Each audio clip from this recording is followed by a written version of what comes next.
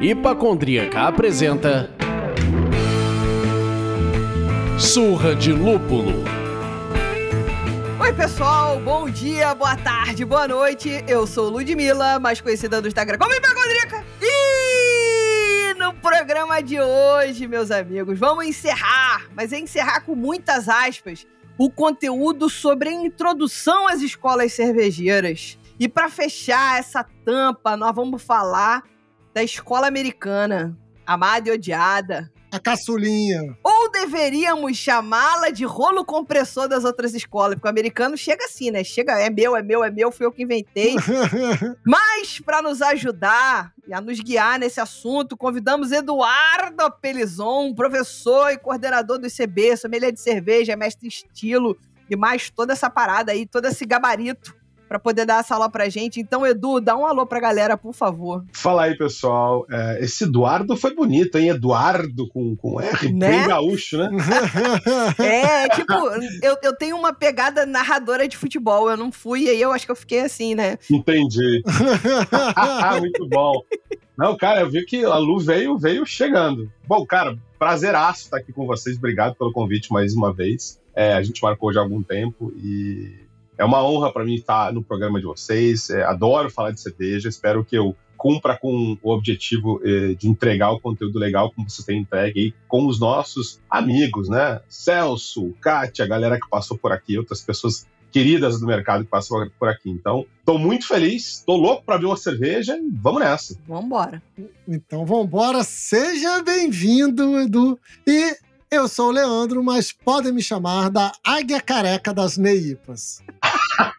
Eduardo, não foi por querer, tá? É pela águia. Águia Careca das Neipas. Eu vou querer entender isso depois, vai. Tá vendo? Isso é maravilhoso. Quando o convidado não sabe a referência que você cria, filhote, você tem que explicar. Vai. Essa é total uma referência. A águia careca é um símbolo americano desejado tal qual na IPA no mercado cervejeiro. Entendi. A águia careca é aquela que tem a cabecinha branca e o corpinho marronzinho. Exatamente. O Instituto Data Meu Cu diz que 76% dos texanos têm um símbolo de águia careca em algum lugar, os rednecks. Então, assim, é muito Estados Unidos. Eles têm, é verdade. Ah, entendi. Eu achei que 70% das penas dela eram marrons. Mas aí já não. Vai, meu filho, vai. Vai, águia careca. Atendendo aqui ao nosso convidado, a gente conversa bebendo e eu quero saber do que você vai abrir aí. Então, eu vou abrir uma American Pale Ale, uma APA, da Perro Libre. Opa! Né? Ela chama No Soy de Aquí, pero tú tampoco. Que é uma brincadeira aí, que ela não é daqui, mas ela conquistou todo mundo. A American Pale Ale conquistou o mundo. Então, vamos lá. Eu vou abrir aqui. Ó, abri. Aí, ó. Olha só.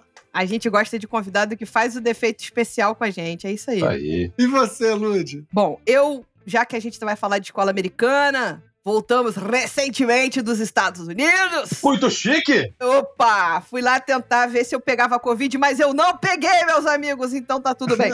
Eu tô aqui com a Cigar City. Inclusive, li recentemente que ela foi vendida, mas eu não tenho mais informações a dizer a não ser isso. Eu tô com a J-Lo. A gente tá acostumado muito a falar da J-Lai, enfim, não sei falar. E a India Pale Ale deles também. Tô chutando que seja uma Session IPA, mas vamos abrir aqui agora. Tá chique, hein, Lu? Isso aí, coisa linda. Bonita, cheirosa. Vai pro copo agora.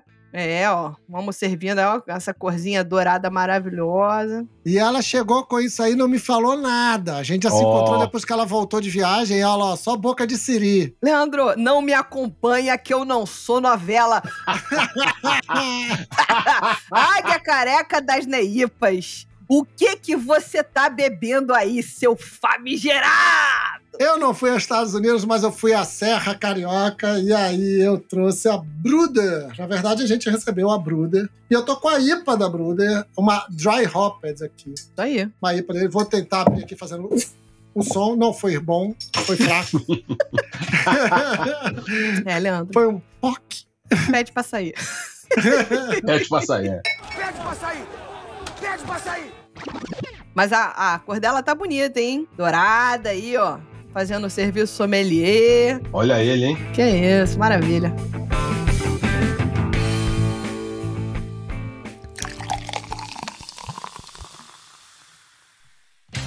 Bom, pra gente fazer aquele momento antes das perguntas, que é um momento importantíssimo, que é agradecer aos nossos mecenas que tanto nos ajudam a manter o Surra de Lúpulo em pé.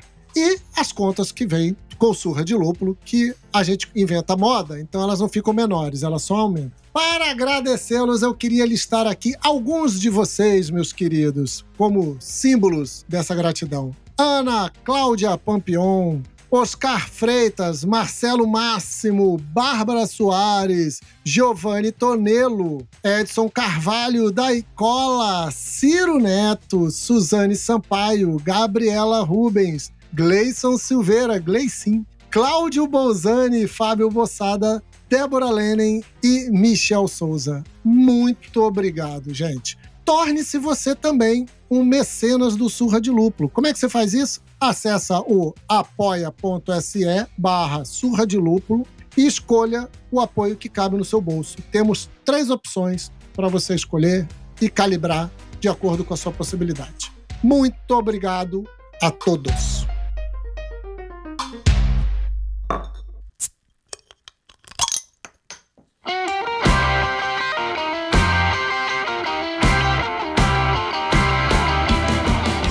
Meus amigos, vamos tomar o prumo dessa história. Leandro, você quer começar? Quer que eu comece? Como você gostaria de fazer?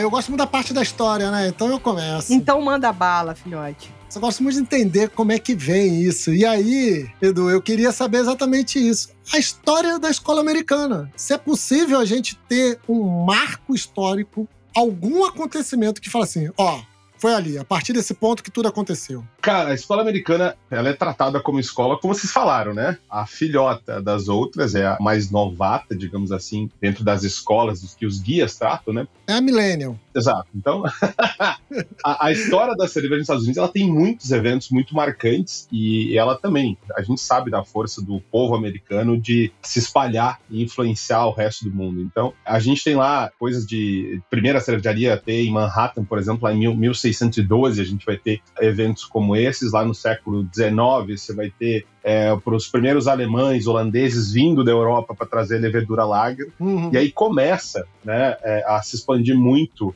a produção de lager nos próprios Estados Unidos. E isso vai, obviamente, com a imigração alemã, isso vai crescendo, as produções vão aumentando durante o tempo. Aí chega lá em 1910, já tem quase 1.500 cervejarias. É bastante coisa para você pensar lá para 1910. E esse era um período pré-guerra mundial, né? Então a gente tem aqui, eu dei um pulo bastante grande na história para chegar para coisas que sejam mais relevantes, que eu entendo que tem mais relevante agora para as pessoas que vamos ouvir aqui para essa fase, né, desse bate-papo. Então você tem ali, no início dos anos de 1900, você tem esse monte de cervejarias, você já tem um movimento acontecendo nos Estados Unidos contra o consumo de álcool em geral, que é muito importante, que vai desencadear um processo bastante marcante para os Estados Unidos, que é a Prohibition, chamada Lei Seca, ali em 1920. Mas antes disso, lá em 1917, é criada a Brewers Association. E é uma coisa que nasceu para organizar um pouco aquela história toda de esse monte de cervejaria, o mercado cervejeiro como um todo. Eles se uniram para começar a construir uma história mais organizada. E aí nasce a Brewers Association lá em 1900. Só que logo depois, o que acontece? Os Estados Unidos declaram a guerra contra a Alemanha. E a Brewers Association, ela era uma união, né, de americanos e descendentes de alemães, e talvez alguns alemães juntos. Aí você imagina o impacto que isso dá para o mercado americano. A gente declarou guerra com os caras, e esses caras estão juntos numa associação com a gente. Cria bastante desconforto em relação a isso. E aí sim a gente tem ali em 1920, que é declarada a Lei Seca nos Estados Unidos. Mais precisamente ali em 19 de janeiro de 19. E o que acontece? Para mim é um dos marcos mais importantes na história dos Estados Unidos, que você tinha uma variedade muito legal de cervejas, estilos que eram produzidos com inspiração europeia, basicamente. Bastante coisa alemã, bastante coisa inglesa, cervejas saborosas e tudo mais. E você faz uma parada de mercado, né? Acabou, não tem mais álcool nos Estados Unidos. Esse é um movimento que começou 100 anos antes. Se vocês forem ver, tem até um documentário muito legal que vale a pena dar dica, que chama Prohibition, no Netflix tem lá, que vale a pena dar uma olhada, que fala que isso começou há muito tempo. Eu entendo o início dele, porque assim, você tinha jovem de 10, 12, 13 anos caindo de bêbado pelas ruas dos Estados Unidos. Então, realmente, o alcoolismo era uma preocupação importante, né? E a gente vê isso em todas as escolas, acho que vocês viram isso em outras situações que outras escolas acabam tendo problemas com isso. Na Inglaterra, na Bélgica, tem algumas coisas que acabam direcionando mais para o mundo da cerveja. Voltando para os Estados Unidos, a gente tem essa parada de produção de bebidas alcoólicas como um todo. E aí o que acontece? Pensa comigo, 1920 entra a lei, 1933 acaba a lei. Então, você tem um período onde as pessoas que consumiam cerveja param de produzir. O mercado cervejeiro praticamente falha, porque as cervejarias que existiam migraram para qualquer outro produto que pudessem produzir para sobreviver. Então, das 1.500, logo depois a gente vai ficar com 50 só ali, logo depois desse período que eles voltam. Mas aí pensa comigo, aqui eu vou dar um fato histórico que eu acho muito legal de contar, que é o meu entendimento assim, por que nasce a American Lager, né, que é um estilo que nasceu nos Estados Unidos, é o mais consumido hoje no mundo inteiro, 95% do mundo consome essa cerveja, esse estilo de cerveja, American Lager, que é uma cerveja super leve. Você tem aí as pessoas que nasceram antes de 1920, até elas terem idade para beber depois de 1933, elas não desenvolveram um paladar para cerveja. Então você tem um paladar que busca por coisas mais adocicadas, não tão amargas. Então, todas as cervejarias que produziam cervejas com mais sabor, vamos assim dizer, elas acabam por trazendo um produto mais suave, mais leve. Então, a lei seca nos dá isso. Além de outras coisas que aconteceram durante a lei seca, mas para a cerveja é um fator que eu entendo como muito importante, que é o nascimento da American Lager. Bom, aí, o que acontece? Você tem a volta da lei seca e as cervejarias começam a voltar a produzir cerveja. Quando ela foi abolida, existiu muito menos cervejarias produzindo outras coisas, como soda, refrigerante, produtos sem álcool. E aí você volta com o paladar, volta a trazer cervejas daquele mesmo porte, né? E as pessoas não conseguem tomar aquilo que eram cervejas muito saborosas, ou seja, não estavam acostumados com o amargor, com aquelas intensidades de sabor todo. Então, eu vejo que por motivos de custo e por mercado e por consumidor mesmo, pelo perfil do consumidor, as cervejarias se adaptaram, trouxeram esse estilo e começaram a produzir isso. Bom, uma cerveja fácil de tomar, que conquista bastante gente, bem carbonatada, refrescante, ela cumpre um papel muito importante no mercado americano e começa, obviamente, a se espalhar pelo mundo inteiro. Avançando um pouquinho mais, a gente vai lá para próximo dos anos 70, que aí a gente tem, lá em 1978, né, falando de número de cervejarias, a gente tem 89 cervejarias apenas, né, sendo que grandes companhias, né, eram 50 que detinham essas 89 cervejarias. Então você tem um número muito reduzido. Caraca! E aí tem um fator importante para o nosso mercado, que é a compra em 64 lá, que aí eu acho que começa a impulsionar esse mercado que a gente vive hoje, que é a compra da Anchor Beer pelo Fritz Maytag. Ele compra a Anchor Beer, que estava falida, estava quebrada. Ele começa a revitalizar isso, deu a cara para bater, e começa um desenvolvimento dessa cervejaria e começa a ter um sucesso melhor. E aí é aprovada em 79 a Lei de Produção de Cerveja Caseira. Então, a partir daí, eu entendo que já 10 anos depois a gente vai ter 3 vezes mais cervejarias, trazendo e resgatando todos aqueles estilos que existiam antigamente, antes da lei seca, e também no mundo inteiro, que aí a gente já tem uma questão de globalização um pouco mais facilitada nessa época, né, lá nos anos 70, 80, 90 ali, e você começa a ter esse crescimento do movimento craft beer, que é acompanhado pelo movimento do Cameron, que também é o resgate lá na Inglaterra, dando um pulinho lá para já voltar, eles mais ou menos são ao mesmo tempo. Então, o movimento craft beer nos Estados Unidos, a partir do início da produção caseira que é liberada, você consegue, então, ter muita gente produzindo em casa, que é o que a gente viveu aqui a partir de 2010, mais ou menos, né? Que começa esse boom de produção de cerveja caseira. E isso, obviamente, você começa a produzir em casa, vira hobby, para virar business é 2 toques. E lá nos Estados Unidos é muito mais fácil o acesso à tecnologia, acesso a equipamentos é muito mais fácil. Então, historicamente, a gente tem isso. E aí começa essa escola a crescer, a resgatar estilo, buscar conhecimento, que é aquela coisa que o americano faz. E aí ela começa a ter as suas próprias características, que são bastante peculiares, né? Usando insumos locais, ela começa a ter características especiais aí no nosso mundo cervejeiro, que a gente pode comentar depois. E aí, vamos lá, eu acho que eu sempre fico nessa, quando você falou da lei seca e, consequentemente, da proibição de consumo e de produção de cerveja, o que você acha que, assim, no advento da produção da cerveja caseira impulsionou o mercado artesanal americano? Tipo, esse movimento de produzir cerveja em casa foi mais uma mola para que esse movimento fosse resgatado, fosse, sei lá, virasse essa potência que é hoje? Eu penso que sim, Lu, porque você começa a dar liberdade para as pessoas criarem, se divertirem com um produto que elas adoram consumir. Então, agora eu posso fazer minha. Então, você já começa a querer primeiro seguir, aí você aprende. Bom, o que eu posso fazer diferente? E você começa a criar, a disseminar essa paixão, que ela começa como paixão, como começa para todos nós. Alguns entrando pelo mundo de cursos, outros pelo mundo das panelas, e as coisas vão acontecendo. Então, eu acho que, sem dúvida, a liberação da produção caseira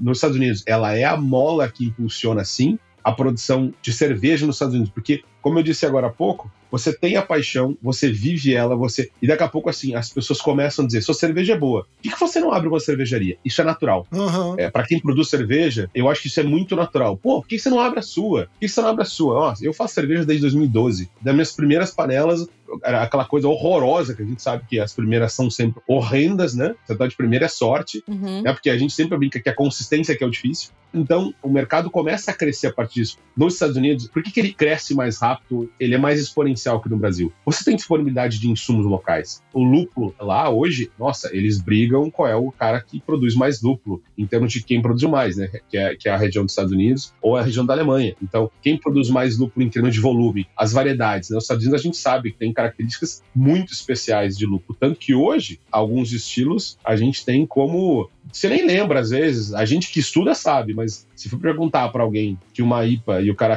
dizer assim, não, IPA é americana, com certeza, é um estilo americano. Uhum. A gente sabe que nasceu, né? Ou para quem não sabia, a gente nasceu na Inglaterra. Uhum. É a India Pale Ale, mas hoje é um estilo que você consegue quase que dizer que o mercado americano se apropriou do estilo. Exatamente. Por tamanha a influência que ele tem. Então, sem dúvida, esse movimento que você tem, eu acho que a liberação da produção caseira, você tem o acesso a insumos locais. A gente sabe que o quanto empreender no Brasil é um perrengue, nos Estados Unidos é um pouco mais fácil, o próprio acesso à compra de equipamentos é mais fácil, você tem certamente esse boom lá a partir dos anos 70, 80, ali, final dos anos 70. Legal.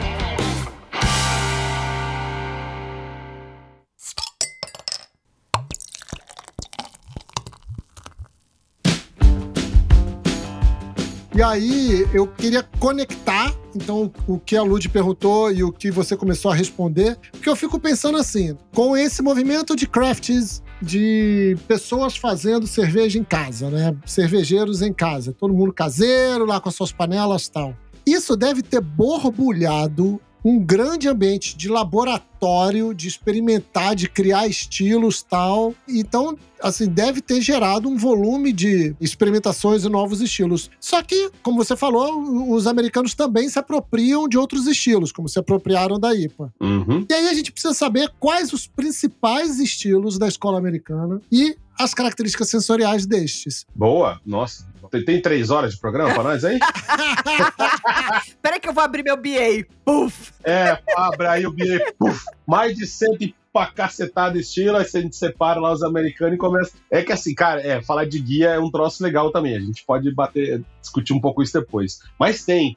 Deixa eu aproveitar, eu acho que é legal a gente conceituar um pouquinho de quais são as características principais da escola. O que caracteriza a escola americana que diferencia das demais? Eu gosto de brincar, a gente fala que, principalmente nas aulas de CB, que é a escola da intensidade. A escola americana, ela traz uma intensidade, porque ela olha para todas as escolas, ela vai testando estilos, ela vai agregando insumos locais dela, trocando insumos europeus por insumos locais, e a gente vai ter, então, essa grande utilização desses lúpulos americanos, que em sua grande maioria a gente vai ter características bastante cítricas, frutadas, que lembram pinha, bastante resina, né? Então, essas características dos lúpulos americanos são bastante peculiares. Então, isso está bastante presente na grande maioria dos estilos, que nos ajuda, inclusive, a diferenciar dos outros estilos de outros países quando são muito próximos, né? Ingleses, principalmente, então a gente consegue ter essa pegada. E além da intensidade dos aromas e sabores e amargor do lúpulo, você tem uma força alcoólica aumentada, né? Em geral, as cervejas americanas são mais alcoólicas, são mais potentes, como a gente fala, né? Então, eu gosto de falar que a característica da escola americana, ela prima pela intensidade e às vezes ela até exagera nisso, mas é uma característica dela, né? Eu gosto muito de cervejos que encontram um equilíbrio geral, né? Mas é legal de você ver, que nem você falou, Leandro, esse laboratório, ele te dá experiência pra você assim, cara, não tinha cerveja antigamente com 80, 90, 100 IBUs, né? Com essa paulada de amargor, e nossa, tem cervejas que são icônicas, com amargor super alto e tal. Acho que é legal a gente deixar isso registrado. E além disso, a gente tem um resgate. E se você for pensar assim, cara, pô, né, os americanos lá, as famosas Barrel Ages, né? Sim. Cara, Barrel Age é uma coisa que já existe há séculos no mundo inteiro, maturação em barrica, né? Só que eles cravaram essa bandeira, eles foram lá e pegaram, eles têm a disponibilidade lá do mundo do Bourbon, que usa a barrica uma vez, depois descarta. Então, a cultura local também ajuda bastante no desenvolvimento de novos produtos. Mas, Leandro, depois de te enrolar para te responder... Vamos então aos principais, tá? Eu vou citar alguns aqui que eu acho que são os mais relevantes, tá? Depois a gente pode explorar um pouquinho. Eu acho que a gente tem, sem dúvida nenhuma, a gente precisa falar. E alô, povo do preconceito, alô, povo que não gosta de beber American Lager. Bebe sim, não gosta no prato que você bebeu, que você vai beber sim, na beira da praia. Eu adoro tomar Imperial Porter, Imperial Stout na beira da praia. Não toma não, porque não é legal. E pronto, acabou, tá? Então, gente, American Lager é American Lager, tem origem lá, tem arroz, tem outros grits, é isso aí mesmo. É um produto que entrega uma coisa super leve e refrescante. O objetivo dela é essa. É pra tomar gelada. Pronto, acabou. Ela existe por um propósito. Então, a American Lager, eu diria que é icônico. Ela tem a sua importância no mercado. Pode xingar, pode falar, pode me xingar. Vai, entra no meu Instagram, me xinga, não dá nada, tá? É a minha opinião que, vá se fuder todo mundo. A gente tem a American Pale Ale, que é um clássico. Ela traz as características da inglesa, com toda essa lupulagem e força alcoólica da americana. A gente tem a nossa queridinha, né, India Pale Ale, então a IPA ou IPA, né, como queiram, a gente tem. Aí a gente tem a subida dentro dessa mesma linha, que é a Imperial Pale Ale, ou a Double India Pale Ale, aí que a gente vai para estratosfera de amargor e de álcool, que a gente tem pessoas que amam isso. American Barley Wine, eu acho que é bastante conhecida, bastante famosa. A própria Brown Ale. A gente tem um mundo de sours nos Estados Unidos que é bem relevante, né? Então, American Sour Ale é bem legal. E, por que não, né? American Imperial Stout, Imperial Porter, são duas queridíssimas também. E eu diria que, assim, para estudo que é um pouco menos comum, embora o nome dela seja California Common, ela não é tão conhecida, ela não tem tanta reprodução, né? Mas a California Common e a American Belgian Style, ou também conhecida como Belgian IPA, Belgian IPA também, são estilos que a gente pode explorar. Então, existem vários e tem derivações disso. A gente pode olhar para os guias e alguns trazem de uma forma, outros de outra, mas, em geral, ficam dentro desses estilos. Faltou algum que vocês queriam colocar, que vocês lembrem? Não, mas eu acho que você foi bem, e uma das coisas que você falou aí, que meio que caminha com uma coisa que eu falei na introdução do programa, que o americano chega e toma para ser um rolo compressor. É aquilo que você falou, ele consome, ele cria, ele bota o estilo de um jeito que é como se ele tivesse inventado esta merda, né? Aí você foi falar agora do Barrel Aged, tipo, você existe aí desde que o mundo é mundo, cara. Exatamente. Sim. Jesus, na verdade, não botou água no vinho, botou Barrel Aged no casamento lá. Isso aí. Mas aí vem o americano e se apodera desse assunto como se ele tivesse criado isso, tivesse saído da cabecinha dele isso. Na verdade, é esse rolo compressor, essa potência que os Estados Unidos é, de uma maneira geral, de chegar dominando as coisas, e com a cerveja não seria diferente, além da facilidade de insumo e etc. Eu acho que tem aí uma característica do povo. Primeiro, essa característica do it yourself, que é uma parada muito já dentro deles, já faz parte deles, assim, de putz, eu vou fazer a minha cerveja, eu vou fazer tudo isso que a gente já vem falando aqui, já 2 perguntas, já desde o início do papo, deles fazerem cerveja em casa. Então eles têm essa coisa de é meu, é minha autoria. O estilo é até lá de fora, mas quem fez fui eu aqui na minha garagem, no meu quintal. Essa receita é receita minha, da minha família e tal. E aí começa a vir por aí. Junta com uma outra coisa que é uma facilidade que os americanos têm de transformar coisas em produtos. Perfeito. De assim, não é pegar uma coisa e vender como uma tradição. Quando a gente fez o programa da escola alemã, muito foi falado como tradição da região, tradição de não sei o quê, tradição. Que é o beba local, né? É. O de beber local, exatamente.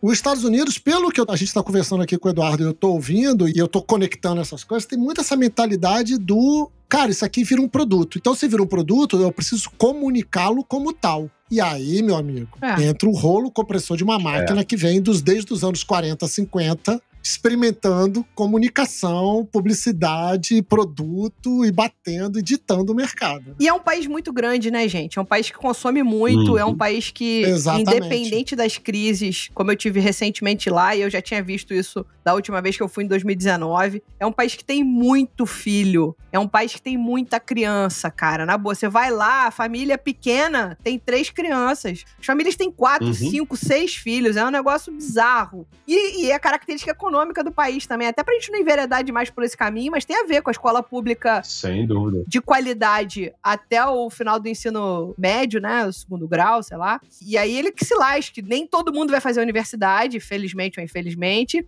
E tudo é emprego nos Estados Unidos, né, cara? Lavar prata é emprego, enfim, tem uma série de outras questões que eu acho que não cabem aqui, mas é isso. No final da história é um país que consome muita coisa, né? Produz muito, consome muito e, enfim, joga muito gás no meio ambiente, faz tudo demais. Ô, caceta!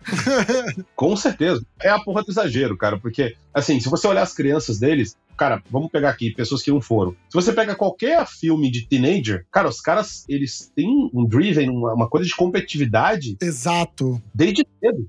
Os caras crescem competindo, bicho. Entendeu? E algumas vezes aquilo você vê filmes, pelo menos olhando aqui, que eles são direcionados mais pro mal, e outras, cara, o cara tá pra competir porque ele quer ganhar, e ele é muito orgulhoso, Sim. né? Eu acho que toda essa coisa do americano ajudou muito nisso aqui. É muito curioso isso, porque mesmo a tradição, nós estamos falando de Alemanha, Inglaterra, cara, a quantidade de brewpubs e de taprooms que tem muito produto americano é absurda, sabe? Não quero denegrir, mas assim, cara, parece uma praga, os troços vai entranhando, sabe? Na cultura dos outros e toma conta, velho, é bizarro. Eu acho que se fosse pra gente resumir essa pergunta do tipo, as características sensoriais, sem falar de lúpulo, isso, é intensidade. Os caras são intensos e abundantes. É intensidade. Né? Tudo lá é gigante. E isso faz parte da cultura, né? Da cultura. Tudo é gigante, tudo é grande. Exatamente. Bom, meus amigos, tá curtindo o programa? Gosta do conteúdo que a gente produz por aqui? Vou fazer um convite, seja um mecenas do Surra de Lúpulo. Acesse o site apoia.se/Surra de Lúpulo e escolha a faixa de apoio que cabe no seu bolso. Nossos apoiadores ganham diversas contrapartidas, grupo secreto, copo, happy hour, conteúdo extra e muito mais. Não acredite em mim. Entre em apoia.se/Surra de Lúpulo e confira você mesmo. Bom. Que é isso, hein? Que é isso, rapaz? Onde é que... Não, peraí. Pega meu cartão, é Pix. Ó, foi. Vendido, comprei, leilão. Caraca, hein? É isso, a gente dá um jeito, rapaz. A gente tem que dar os nossos pulos. Boa. Aí a nossa brasilidade falando, né, Lu? Né? Pô, essa ginga toda, isso os caras não têm. É verdade. A ginga eles não têm. Pode falar. Eu toco e me vou. Vambora. Bora-se embora, né? Dou aquela caneta e vambora. É isso aí. Enfim, impossível falar de escola americana sem falar dos lindos, maravilhosos, benditos, queridos e amados lúpulos americanos. Então acho que era legal a gente fazer um apanhado dos lúpulos, sei lá, mais comuns e suas características, né? Tipo, o americano tá sempre tirando um lúpulo novo do sovaco que combina aquele com aquele outro e tal.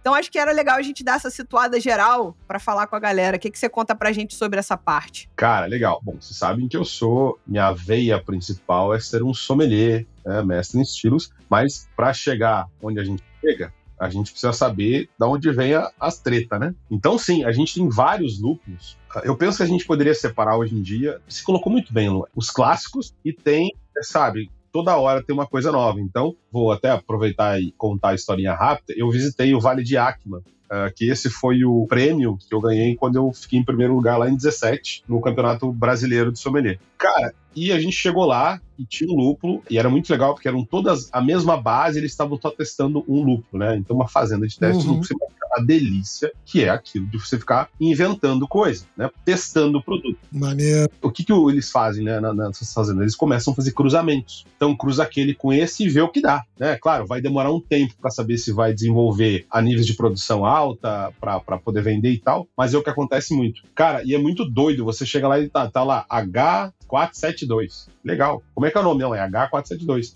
É Covid isso? É um troço que é tudo número. E agora tá até meio hype, assim, colocar nas latas, né? O lúpulo H, tananã. Então, isso é muito legal, porque o cara que é geek cervejeiro, ele quer a novidade da novidade da novidade. Uhum. Tem essa característica do mercado cervejeiro. E, cara, ele é o consumidor mais infiel da face da Terra. Ele tem aquelas que ele sempre bebe, mas ele quer sempre novidade. Eu já fui muito mais geek do que eu sou hoje. Então, assim, essas coisas que eles têm lá, é assim que funciona. E, cara, eu cheguei lá e provei esse lúpulo H472 e eu senti assim, bom, agora tem coco. E eu falei assim, tem coco nesse lúpulo? Eu falei, caraca.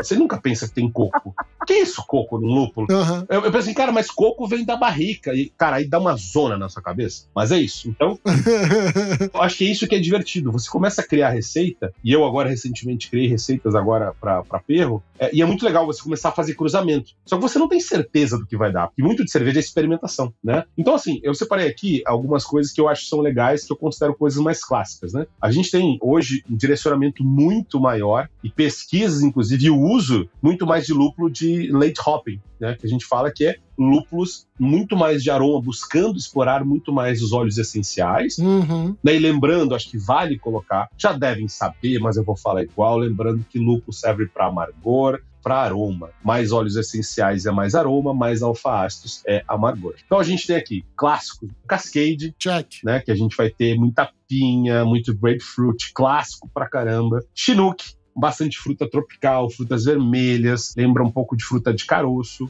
O Willamette, aqui tem notas cítricas também, lembra um pouco de caramelo, pode ter curry. Caraca. Até as pessoas descrevem, o cara que é mais apaixonado, que ele tem um nariz mega treinado, consegue pegar essas coisas. Agora, só um parênteses, o cara que você for assim, pegar lá para provar o lúpulo, ele disser assim, bom, esse lúpulo é da safra de 1900 e pedrinha, da fazenda da puta que pariu. Não existe, tá, gente? Esse cara que nem tem no vinho, o terroir é muito característico, pro lúpulo não dá. Tá? Não funciona, tá? Então... Esse cara tá mentindo.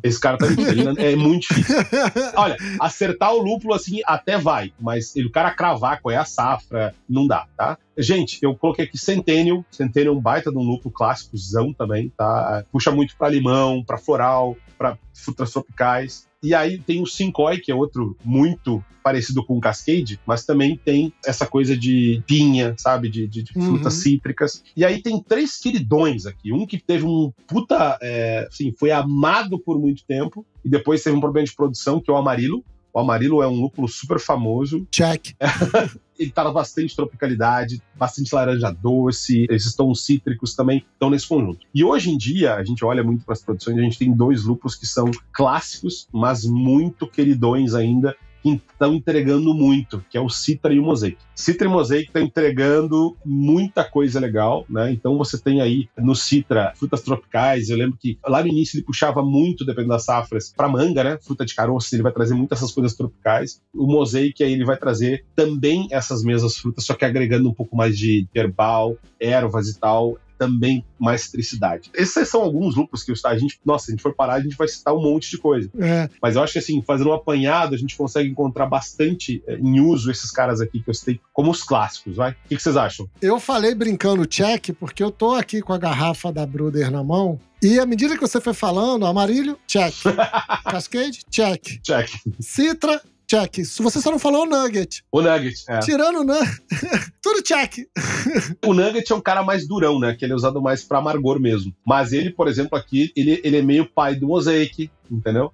Então, você tem esses cruzamentos. Se os lúpulos fossem personalidades, assim, bem rapidamente, o Nugget, ó, a outra chamando Nugget, mas enfim, vai ser isso aí mesmo. O Nugget, whatever, ele é tipo Chuck Norris, que chega, pá, porra! Pau. Exatamente. E aí tem o Citra Mosaic, que é tipo Batman e Robin, entendeu? É tipo, é muito usado em dupla. Cara, olha, não, dá pra ser, mas exatamente, cara, guardadas as proporções, tá rolando. Mas enfim, completa aí, que você tava completando, te interrompi pra falar besteira, meu Deus. Não, beleza. E aí a gente tem os novos, né? Que você encontra... Hoje tem um trabalho muito legal que está sendo feito, eu acho que está tendo uma aproximação cada vez mais das fazendas, empresas daqui buscando coisas exclusivas para trazer para as cervejarias daqui. E tem alguns lúpulos que têm edições especiais, que têm safras especiais, que acabaram chegando no Brasil. Tem aqui, que eu lembro, eu estou falando exatamente do HBC472, que é aquele que eu tomei, eu fiquei super feliz que ele veio. Mas ele tem aqui essa questão do coco, né? Uhum. Tem o Strata, você já deve ter visto algumas cervejas falando do Strata. Sim. O Zappa é outro que tá super hype agora, sendo trazido. Tem também o Zitos, tem o Loral. Todos eles variam muito dentro das suas características. E assim, lembrando, gente, como é uma flor, mas se o lúpulo em pellet vai ter normalmente bastante matéria vegetal, em geral você vai encontrar alguma coisa de herbal. O que a gente começa a analisar profundamente, para quem se aprofunda no estudo, é em que camada você encontra cada coisa. E o cruzamento desses lúpulos todos é que vão dar as intensidades. Então aqui hoje você tem até, olha, eu não sou dessa vibe, tá? Mas tem muita gente aí buscando coisas que se aproximam da MJ. O Strata, por exemplo, ele tem lá características que lembram cannabis. Sim, era aí que eu ia tirar a dúvida se o Strata era o Bob Marley da parada. Cada um com a sua característica. É o cara. Cada um com as suas preferências. Mas então, o Strata tem esse dunk que fala, tá?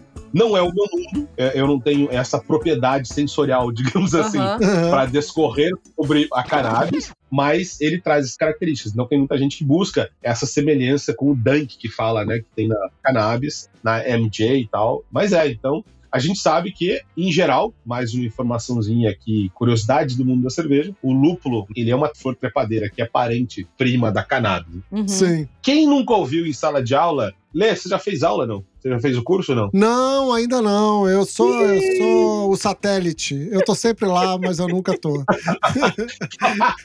Lu, você já fez, né, Lu? Você já comprou? Então, Já, fiz sommelier aqui no Rio. Boa. Então, assim, cara, quem é que nunca ouviu, ou se não ouviram, falarei eu, que, cara, esqueça Rivotril, tome uma IPA, uma Double IPA antes de dormir, porque os efeitos relaxantes são tão potentes quanto, né? Você tem um pouco de força alcoólica, e lúpulo, ele é relaxante, entendeu? Ele traz um efeito relaxante. Sim. Então, dependendo daquilo que você quer, pra dormir é uma delícia, né? Beleza. Perfeito. Então, assim, resumimos, lúpulos clássicos e os mais hypados. Resumimos, pô. Porra, Legal demais. adorei também o paralelo que você fez, Lud. Parabéns, alta qualidade. Eu vou anotar aqui, Strata Bob Marley. Bob Marley. Strata Bob Marley, Citra Mosaic Batman Robin. E o Nugget, que todo mundo vai me bater, é o Chuck Norris. É o Chuck Norris. É isso aí.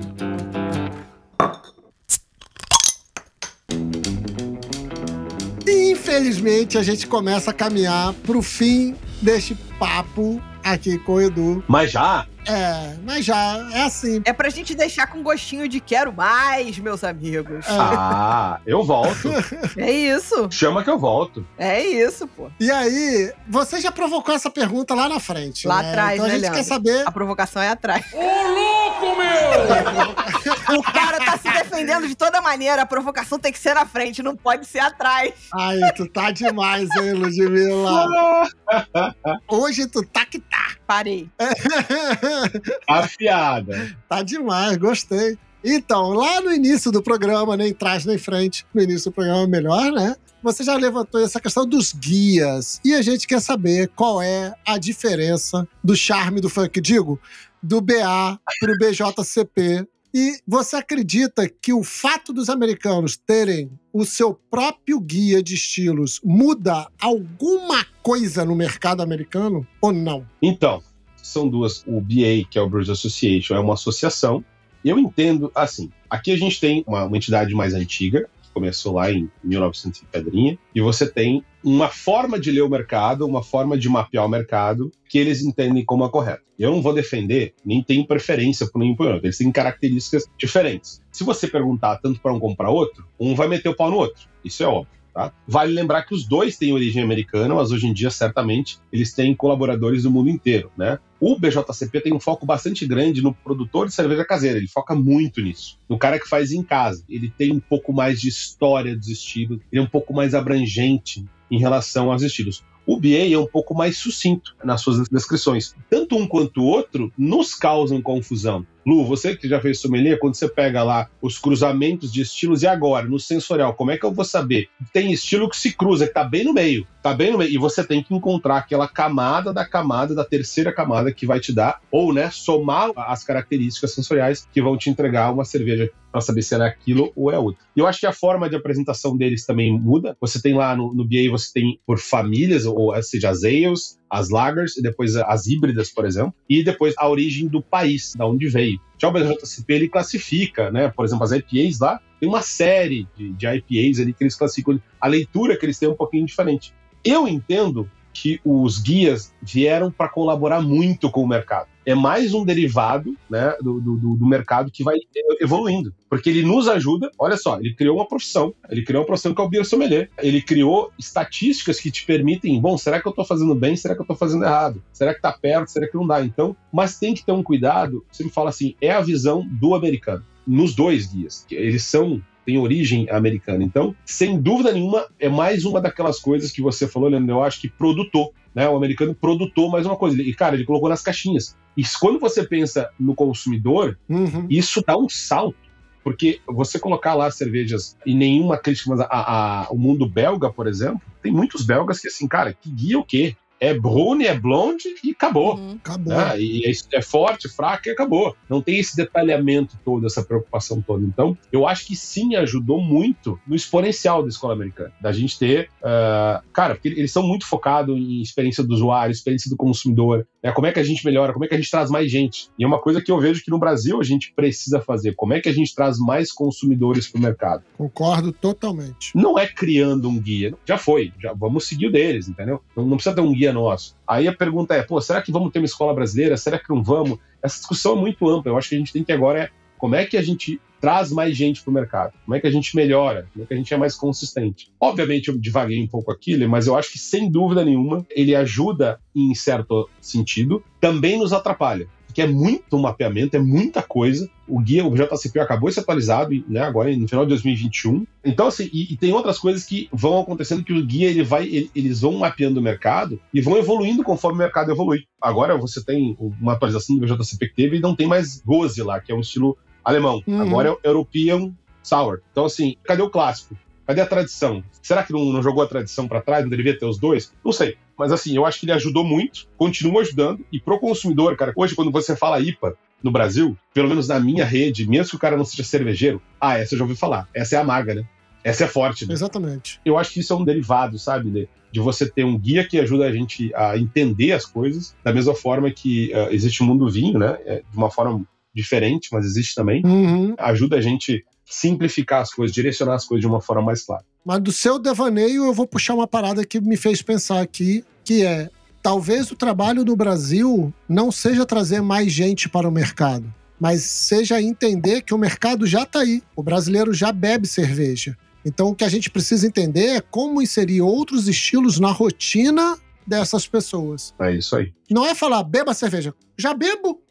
Porra, não vou mudar. Agora, e essa aqui? E esse sabor? E esse estilo? E aí talvez o guia para formação de pessoas, para conseguir facilitar a explicação, uniformizar a explicação, tem esse valor que você esteja falando. Sem dúvida nenhuma. Por isso que eu defendo tanto. E, gente, é óbvio que as pessoas vão pensar assim, Edu, você dá aula no ICB, é óbvio que você vai defender que tem que formar mais sommelier, não sei o quê. É um tanto óbvio, mas é óbvio sim, não estou escondendo isso, mas, cara, quem é o cara que ajuda a fazer essa tradução, além das cervejarias? É uma cadeia. Então, cara, e eu vejo que a gente, em sala de aula, às vezes, a gente tenta sempre fazer assim, cara, faz a descrição sensorial bonita, técnica, agora faz pro consumidor final. Eu sempre provoco os alunos quando estão lá na frente. Lu, você estava lá na frente, não Já, foi? Analisar cerveja lá? Então. Meu Deus, é o pânico da galera. O cara tem que vir na sala de aula, nunca viu a galera toda, né? Depois do terceiro final de semana é lindo, porque a galera já se conhece, já bebe junto, tá tudo certo. Mas no início é muito difícil. Então, você analisar um copo, tá ali, um copo amarelo, um copo preto, marrom, não importa, e você analisar e dizer coisas que você não sabe descrever. Então, eu sempre provoco as pessoas assim, cara, tenta traduzir de uma forma fácil pro cara. Porque, assim, uma coisa é certa. Para quem não gosta de cerveja, eu sei que existe um estilo de cerveja que essa pessoa vai beber. mesmo para quem não beba cerveja. Só tem que traduzir da melhor forma possível, sabe? Só que tem que descomplicar. Eu acho que a gente não pode cometer o erro que a galera do vinho, com todo respeito, cometeu há um tempo atrás. E o que a gente tem que fazer o vinho tem que deixar o vinho mais solto, a gente tem que, às vezes, elevar a cerveja. É uma cervejinha, cara. Você sabe que tem produtos que custam e merecem custar 100, 200, 300, 400 pau. Edu, mas economicamente isso é viável. Beleza, aí é outra história. Mas, Lê, a gente tem que trazer mais pessoas, mais consumidores para esse mercado existente, mas eu acho que vale lembrar que a gente precisa de uma forcinha econômica aí para ajudar, porque, infelizmente, insumos importados, eles ajudam a bloquear um pouco disso. Sem dúvida. A observação que eu ia fazer dessa pergunta, para a gente ir, de fato, para o final do nosso papo, é a característica interessante que você citou, os dois guias, o BA e o BJCP, são guias de construção americana. Ou seja, mais uma vez, os caras tomam pra si e falam assim, bom, a história alemã existe há muito mais tempo, a história belga, que não tá nem aí pra isso, existe há muito mais tempo, mas peraí, deixa eu sentar aqui e eu vou organizar isso do jeito que eu quero, à luz daquilo que eu entendo, né? Não é uma construção universal, é uma construção americana, que, enfim, foi sendo conduzida, foi sendo acatada, pelo menos por uma parcela, porque eles são esse rolo compressor. Então, reafirma essa história. Não foram eles que começaram a história, mas foram eles que sentaram o rabo e escreveram como é que eles queriam que contassem essa história. Tem um pouco disso, né? Tem bastante disso, com certeza. O que eu acho que é legal hoje é que você tem, por exemplo, o BJCP acabou de registrar, né? Tirou da fase de provisório a Catarina Sauer. Agora ela é um estilo oficial. Então, o que eu acho legal é que eles estão... O BJCP tem uma política diferente, mais longo, ele deixa o mercado maturar bem as coisas para atualizar, e o BA é anual. Inclusive, o BA deve estar saindo agora, em fevereiro, deve estar saindo a atualização do BA. Então, todos os anos saem essas atualizações. E eu acho que essas leituras, Lu, e eu concordo com você que tem a pegada americana, mas eu acho que cada vez mais tem bastante colaborador fora do círculo para ajudar nesse processo. Mas, assim, a gente vai continuar tendo alemães que não dão bola para isso, belgas que não dão bola para isso, ingleses que não dão bola para isso, pessoas que não dão bola para isso. A cerveja tem que ser boa. E no final de tudo, cara, o que mais importa, eu sempre falo assim, cara, cerveja, gosto, uma coisa que eu defendo muito nas minhas palestras, degustações, clientes e tal, é assim, gosto é um só. Ele não tem cor, não tem etnia, não tem gênero, entendeu? Ele é seu, né? É que nem aquela, sabe que gosto é que nem, cada um tem o seu. Né? Eu não queria falar, mas né, aqui pode falar, mas vamos deixar assim. Mas é muito disso. E a gente tem que respeitar isso. Foda-se o guia. Se o cara gostou daquilo e tá fora do estilo, tá tudo Exato. bem. Entendeu? Eu sou mais solto nessa questão, entendeu? Vai competir? Velho, joga o jogo que tá lá. Sim. Vai competir em campeonato? Tem que jogar o jogo, não adianta. É isso. Não, apenas traduzindo o RAM, é o brioco, meu povo, né? Pra quem ficou na dúvida. Boa. É o brioco.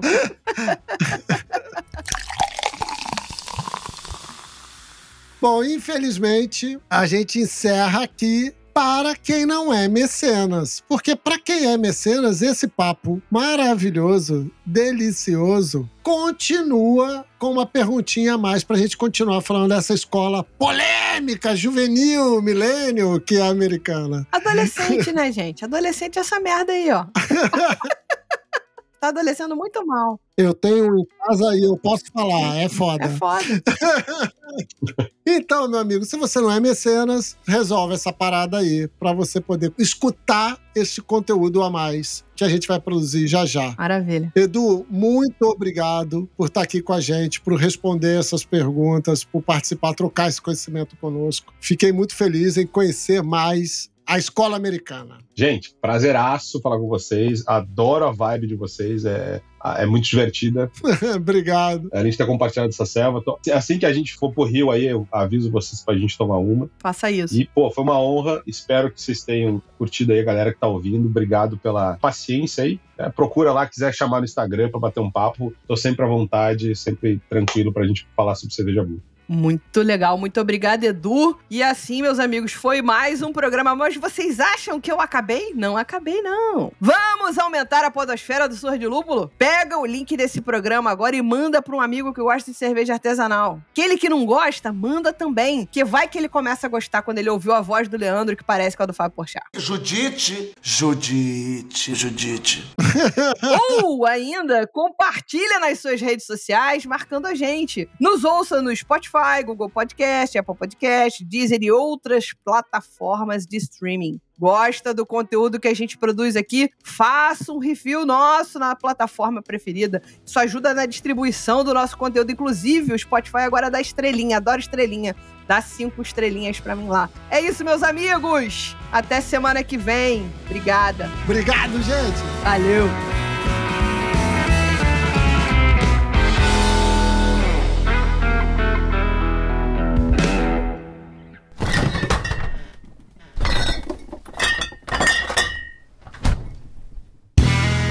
Este podcast foi editado por Play Áudios.